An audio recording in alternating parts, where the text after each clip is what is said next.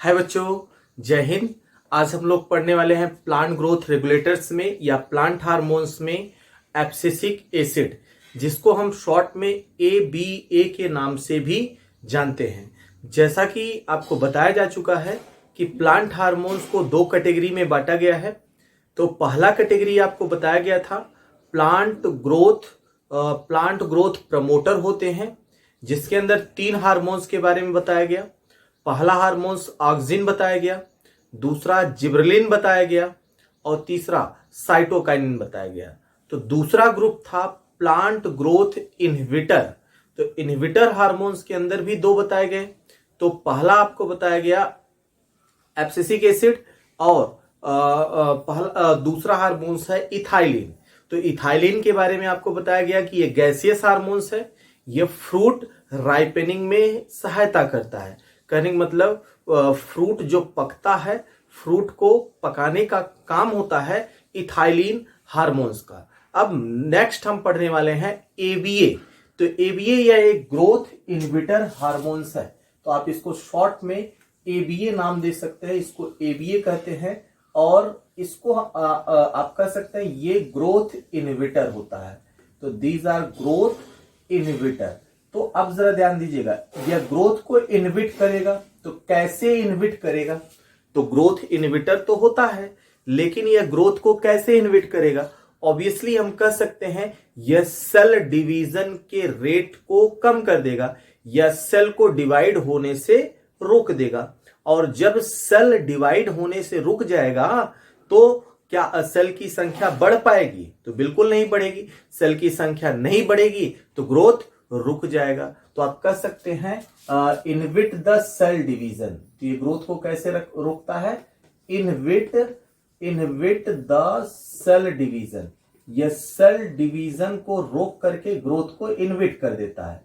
तो सेल को डिवाइड होने से रोकने का काम करता है। कौन करता है? ABA। ABA का फुल फॉर्म क्या है? Abscisic acid. तो हम इसलिए कहते हैं इसको ग्रोथ इनहिबिटर। अच्छा, इसको हम कह सकते हैं stress hormones. This is also called as the stress hormones. तो इसको हम स्ट्रेस हार्मोन्स के नाम से जानते हैं, स्ट्रेस हार्मोन्स। तो इसको हम स्ट्रेस हार्मोन्स कहते हैं। तो ये स्ट्रेस कंडीशन में बनता है, इसलिए स्ट्रेस हार्मोन्स के नाम से जाना जाता है। जैसे आप ह्यूमन में सीखे हैं, तो ह्यूमन में भी स्ट्रेस हार्मोन्स होता है।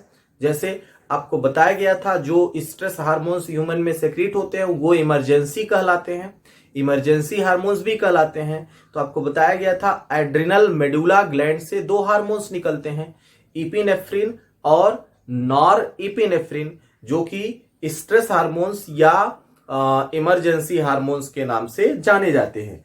उसी तरह से प्लांट में भी एक स्ट्रेस हार्मोन सेक्रीट होता है या बनता है, जिसको हम कहते हैं एब्सिसिक एसिड। तो इसका मेन रोल होता है एब्सिशन करवाना। यह फ्लावर का एब्सिशन करवाता है, यह लीफ का एब्सिशन करवाता है। एब्सिशन का मतलब क्या होता है? एब्सिशन का मतलब होगा पेड़ों से पत्तियों का झड़ना। जैसे फल या फ्रूट पक गए हैं, तो अब पक गए हैं, पेड़ में उनका कोई काम नहीं है, तो क्या करेगा? उनके बीच एक एब्सिशन लेयर बनवा देगा, जिस कारण से वो फ्रूट पेड़ से अलग हो जाएगा। जैसे पतझड़ का मौसम आता है तो पेड़ जो होते हैं, प्लांट्स जो होते हैं, पत्तियों को गिरा देते हैं। तो कैसे गिराते हैं? इस एब्सिसिक एसिड का फॉर्मेशन उसके अंदर होता है। तो लीफ और लीफ के ब्रांचेज के बीच एब्सिशन का लेयर बना देता है और जिस कारण से पत्तियां झड़ने लगती हैं। तो हम कह सकते हैं यह मैच्योर लीफ और फ्रूट का एब्सिशन काज करवाता है। मैच्योर फ्रूट मतलब जो पक गए हैं, मैच्योर लीफ जो बुढ़े लीफ हो गए हैं, उनको उनका ये एब्सिशन काज करवाएगा, उनको यह पेड़ से गिरा देगा।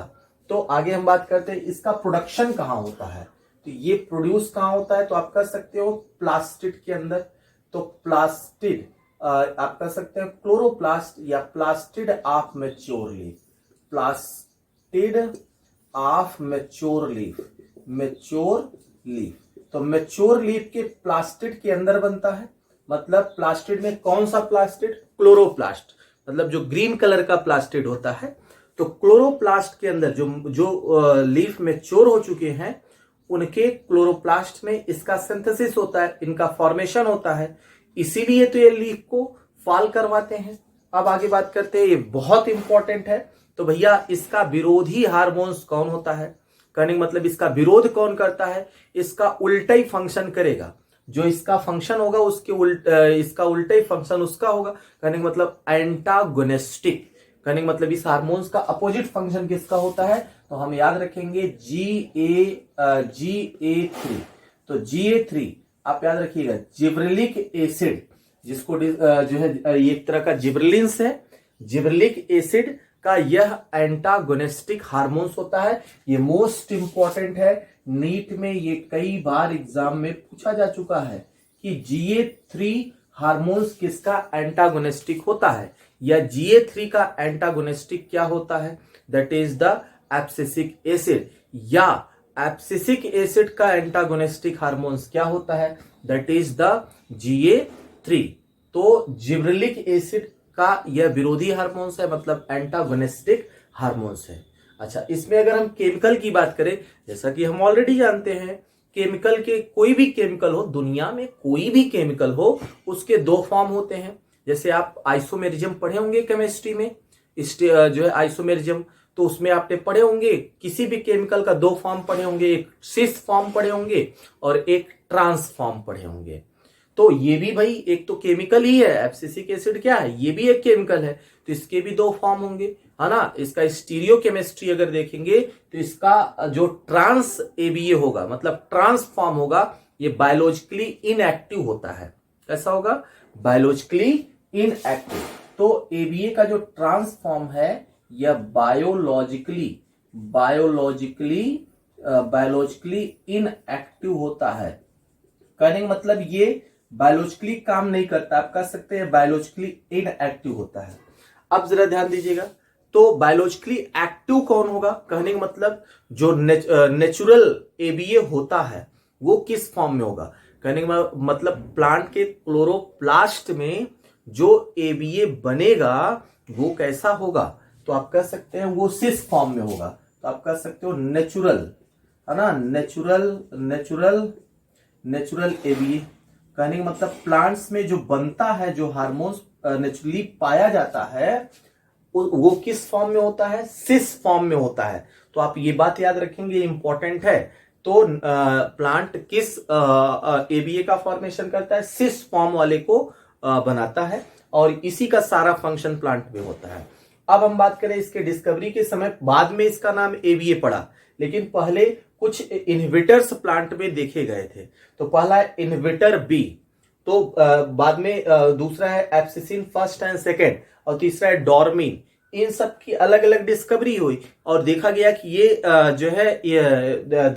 ये तीनों जो हैं इनहिबिशन का काम कर रहे हैं, मतलब सेल के डिवीजन को रोक दे रहे हैं, सेल को डिवाइड होने से रोक रहे हैं। और बाद में फिर पता चला तीनों का केमिकल स्ट्रक्चर एक समान है, इसलिए इनका नाम रख दिया गया ABA, मतलब एब्सिसिक एसिड। तो सबसे पहले हम बात करते हैं इनहिबिटर B की बात करते हैं। तो इनहिबिटर B, तो ये करता क्या है? Involve in the apical dominance, ये एपिकल डोमिनेंस में इन्वॉल्व होगा। और क्या करेगा? Maintain the dominancy in the potato. अच्छा, दूसरा एब्सिसिन सेकेंड की बात करते हैं। एब्सिसिन फर्स्ट और सेकेंड, ये दो इनहिबिटर्स और हैं। इनका काम क्या होता है? ये promote the abscission of the leaf. ये एब्सिसिन सेकेंड जो थे, ये लीफ में एब्सिशन को प्रमोट कर रहे थे। कहने का मतलब पेड़ों से पत्तों को गिराने का काम कर रहे थे। कौन? एब्सिसिन फर्स्ट और एब्सिसिन सेकेंड। कभी कभी सेपरेट इसका फंक्शन एग्जाम में आ जाता है। अब हम बात करते हैं डॉर्मीन, ये तीसरा हार्मोन है डॉर्मीन। तो डॉर्मीन का भैया क्या काम है? तो आप कहिएगा, देखिएगा, इनहिबिट द ग्रोथ ऑफ बड, ये बड के ग्रोथ को रोकता है। बड क्या है? तो आप कह सकते हैं स्टेम के साइड में या स्टेम के अपेक्स पर या टिप पर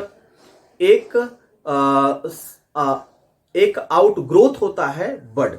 तो आप कह सकते हो बड का मतलब होता है आउट ग्रोथ, जो कि स्टेम के साइड में हो सकता है या स्टेम के टिप पर होता है। जैसा कि एनाटॉमी आप पढ़ते हैं तो आपने ऐसा भी पढ़ा होगा कि जब स्टेम का इलोंगेशन होता है, तो इलोंगेशन क्यों हो रहा है? क्योंकि सेल डिवीजन हो रहा है। तो during the elongation of stem या formation of leaf, some cell left behind, कुछ सेल पीछे छूट जाते हैं, डिवीजन नहीं करते हैं, और वही कलेक्ट होकर के बड बनाते हैं। तो ये क्या करेगा?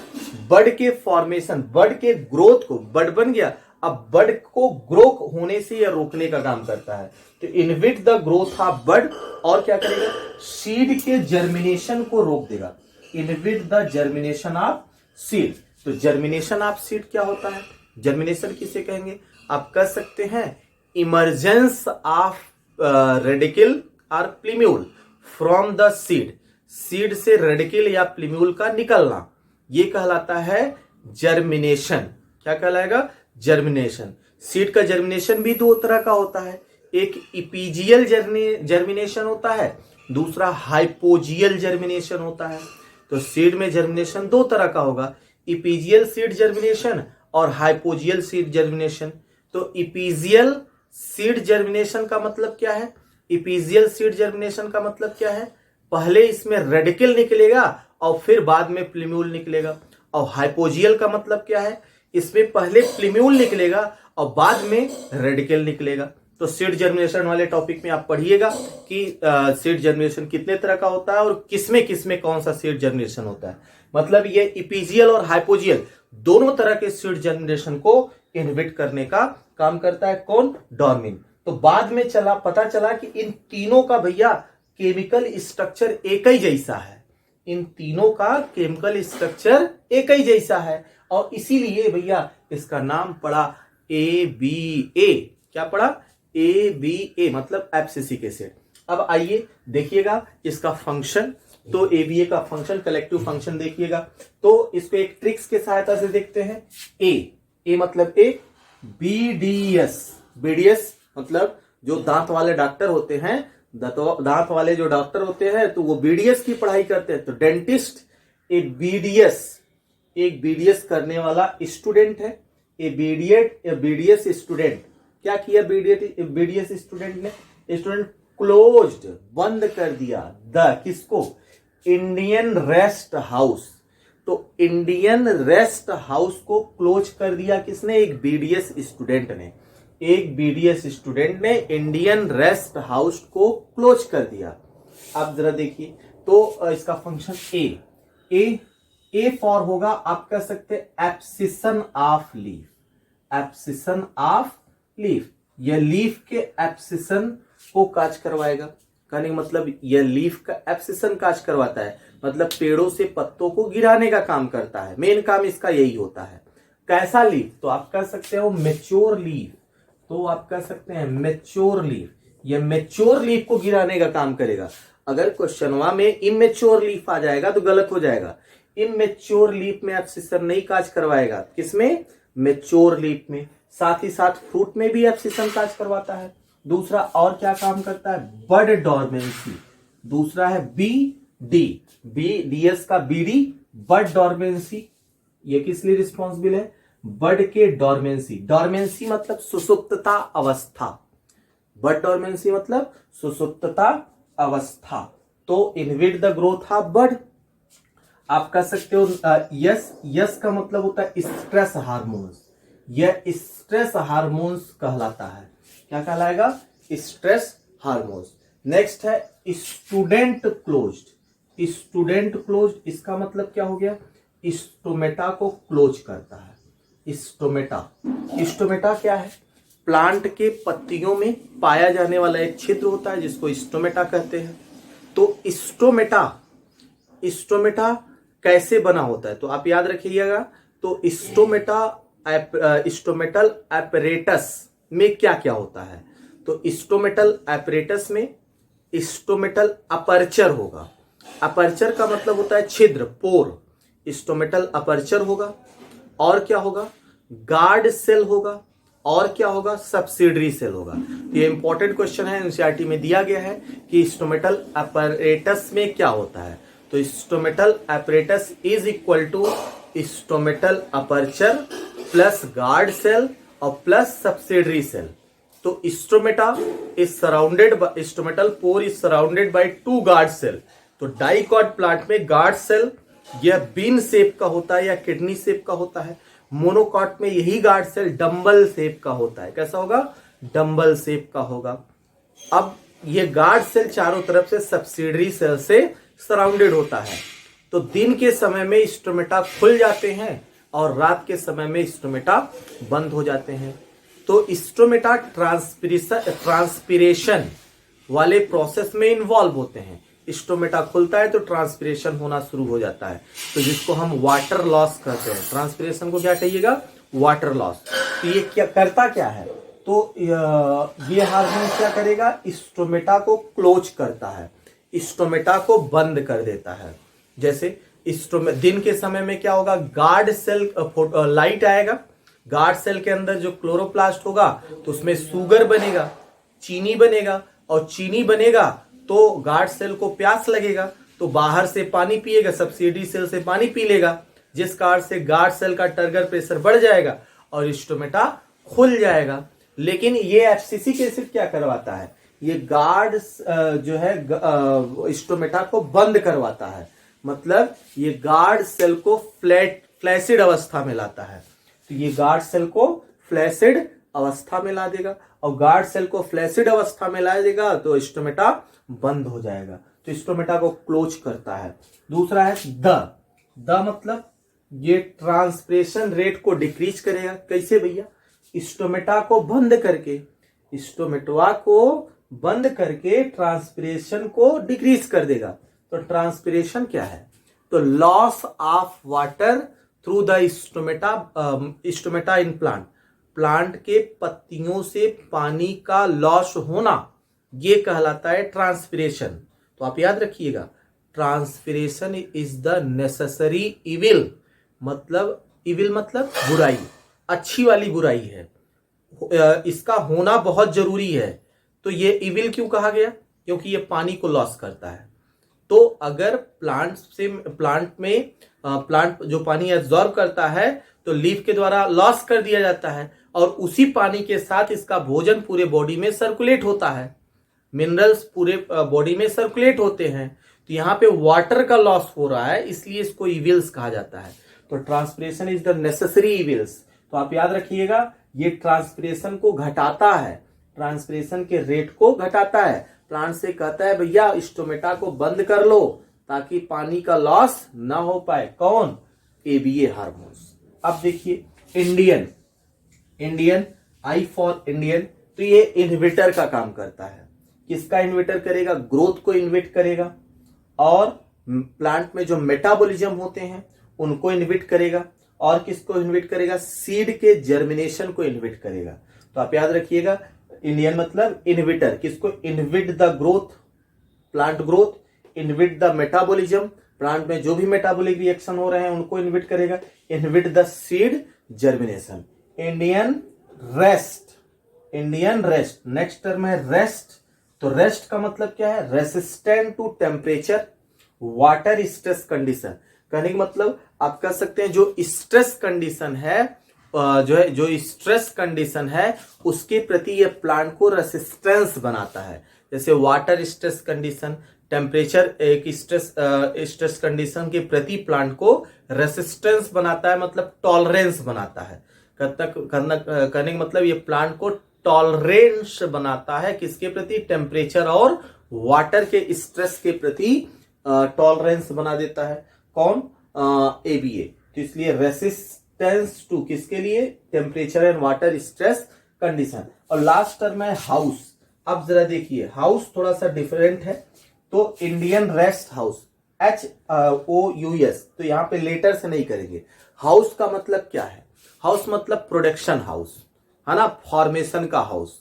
तो आप कर सकते हो, है ना, हाउस सीड डेवलपमेंट करवाएगा, है ना, सीड डेवलप। हाउस से हम याद रखेंगे प्रोडक्शन, तो किसका? सीड का डेवलपमेंट, सीड का मेचुरेशन, डॉर्मेंसी, सीड का डेवलपमेंट, सीड का मेचुरेशन और सीड का डॉर्मेंसी करवाएगा। तो इसको हाउस से याद करेंगे। ये सारे फंक्शन एनसीईआरटी में गिवन है, एनसीईआरटी के अंदर दिए गए हैं। तो ये तो हमने पढ़ लिया इथाइलिन हार्मोन्स, तो इस तरह से हमने पढ़ा ऑक्सिन हार्मोन्स और उसका प्रिकर्सर क्या होता है, और फिर हमने पढ़ा प्रिकर्सर के बाद हमने पढ़ा कि उसका बायोप्सी टेस्ट क्या है, जैसे अवेना कर्वेचर टेस्ट। ठीक, फिर जिबरेलिन पढ़ा, जिबरेलिन का प्रिकर्सर क्या है और उसका बायोप्सी टेस्ट क्या है। फिर इसके बाद साइटोकाइनिन पढ़ा, साइटोकाइनिन का प्रिकर्सर क्या है, उसका बायोप्सी टेस्ट क्या है। फिर इसके बाद हमने पढ़ा इथाइलिन क्या है, इथाइलिन का प्रिकर्सर क्या है और इथाइलिन का बायोप्सी टेस्ट क्या है। और उसी तरह से हमने देखा एब्सिसिक एसिड हार्मोन्स। तो इसमें हमने देखा एब्सिसिक एसिड को क्या कहते हैं, इसका प्रोडक्शन कहाँ होता है, इसका एंटागोनिस्टिक हार्मोन्स कौन होता है, इसका केमिकल स्ट्रक्चर बायोलॉजिकली एक्टिव कौन होता है, नेचुरली कौन पाया जाता है। तो ये कितने तरह के हैं, 3 तरह के। इनका केमिकल स्ट्रक्चर कैसा है, सिमिलर है, इसलिए इनका नाम क्या रखा गया, एब्सिसिक एसिड। और इसका फंक्शन देखा, A BDS student close the Indian rest house. तो ए मतलब एब्सिशन ऑफ लीड, बीडी मतलब बर्ड डॉर्मेंसी, एस मतलब स्ट्रेस हार्मोन्स, स्टूडेंट क्लोज मतलब स्टोमेटा को क्लोज करेगा, द मतलब ट्रांसपिरेशन रेट को घटाएगा, इंडियन मतलब inhibitor of growth metabolism and seed germination, rest मतलब रेसिस्टेंस किसके प्रति होगा, temperature and water stress condition, house मतलब हाउस के अंदर क्या बनेगा, डेवलपमेंट साइट मतलब डेवलपमेंट सीड का, डेवलपमेंट मैचुरेशन सीड का, डोरमेंसी सीड का। तो ये तो हमने सीख लिया एब्सिसिक एसिड। अब अगले वीडियो में हम लोगों को सीखना है फोटो पीरियोडिज्म और वर्नलाइजेशन। अब जरा ध्यान दीजिएगा, फोटो पीरियोडिज्म और वर्नलाइजेशन 2 बहुत इंपॉर्टेंट टॉपिक हैं, तो ध्यान दीजिएगा। फ्लोरिंग प्लांट में, सेक्सुअली रिप्रोड्यूसिंग फ्लोरिंग प्लांट में फ्लोरिंग के लिए या फ्लोरिंग को 2 चीजें अफेक्ट कर सकती है। एक तो फोटो पीरियड मतलब लाइट पीरियड, लाइट अफेक्ट कर सकती है, और दूसरा टेम्परेचर। तो आप कह सकते हैं effect of photo period on the flooring of plant, ये कहलाएगा फोटो पीरियोडिज्म।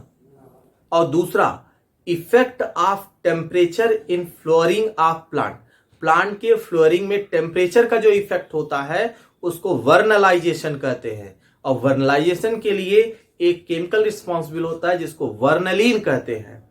और फ्लोरिंग के लिए फोटो पीरियड मतलब लाइट का जो रिक्वायरमेंट होता है उसको फोटो पीरियोडिज्म कहते हैं। और इसके यह एक केमिकल के कारण होता है जिसको फ्लोरेजिन कहते हैं। क्या कहते हैं, फ्लोरोजेन। तो फ्लोरोजेन कहते हैं। तो आपको फ्लोरोजेन के बारे में थोड़ा सा पहली क्लास में आपको बताया जा चुका है। तो फोटो पीरियोडिज्म में आप जो पढ़ते हैं long day plant, short day plant, तो उसी के अंदर आता है। जैसे बहुत सारे प्लांट्स हैं तो आप देखेंगे उसमें फ्लोरिंग होने के लिए, फ्लावर पैदा करने के लिए 12 घंटे से ज्यादा लाइट की चाहिए। तो उसको हम 12 घंटे से ज्यादा लाइट चाहिए, मतलब उसको लॉन्ग डे प्लांट कहते हैं। और कुछ ऐसे भी पौधे होते हैं जिसमें फ्लोरिंग करने के लिए या फ्लावर प्रोड्यूस करने के लिए 12 घंटे से कम लाइट चाहिए होता है, तो उसको हम शॉर्ट डे प्लांट कहते हैं। तो इस तरह से फोटो पीरियोडिज्म हम और वर्नलाइजेशन का कंपैरिजन और इससे रिलेटेड क्वेश्चन हम लोग नेक्स्ट वीडियो में देखेंगे। थैंक यू, टेक केयर, जय हिंद।